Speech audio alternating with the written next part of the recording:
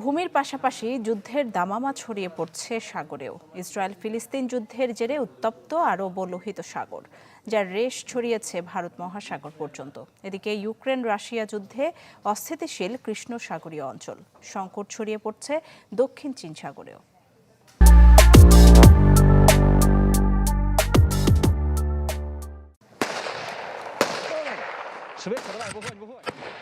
পরাশক্তিগুলোর মধ্যে দ্বন্দ্ব সংঘাত আর নানা সংকটে দিন দিন গভীর হচ্ছে ভূ রাজনৈতিক উত্তেজনা, যাতে সংঘাতপূর্ণ হয়ে উঠেছে বিশ্বের সাগর মহাসাগর।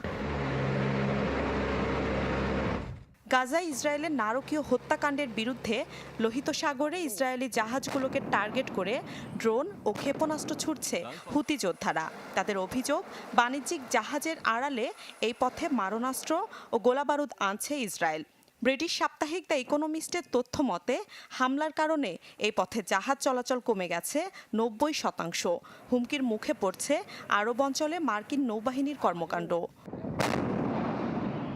হুতিদের বিরুদ্ধে তাই কঠোর অবস্থানে ব্রিটিশ মার্কিন জোট। পাল্টাপাল্টি হামলার রেশ শুধু লোহিত সাগর ও এডেন উপসাগরেই সীমাবদ্ধ নেই, ভারত মহাসাগর পর্যন্ত বিস্তৃত হয়েছে, যাতে জড়িয়ে পড়ছে অন্যান্য পক্ষ।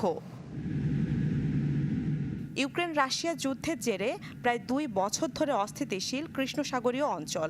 ক্রিমিয়া থেকে রুশ বাহিনী উৎখাতে স্থল থেকে এখন সাগরে হামলা জোরদার করেছে ইউক্রেন।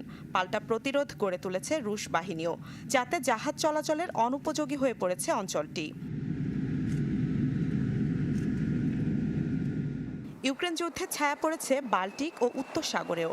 এরই মধ্যে গোলার আঘাতে অকার্যকর হয়ে গেছে বাল্টিক সাগরে ইউরোপের সর্ববৃহৎ গ্যাস লাইন। ইন্টারনেট ক্যাবলেও চালানো হয় নাশকতা। উত্তপ্ত হয়ে উঠছে এশিয়াও।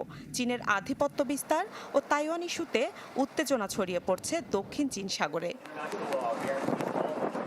দ্য ইকোনমিস্ট বলছে, বিশ্ব বাণিজ্যের প্রায় ৮০% হয়ে থাকে সমুদ্রপথে, যেখানে প্রতিদিন চলাচল করে প্রায় ১,০৫,০০০ ট্যাঙ্কার ও মালবাহী জাহাজ।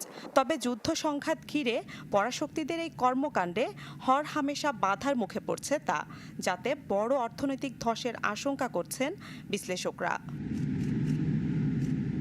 মিলা খন্দকার, চ্যানেল 24।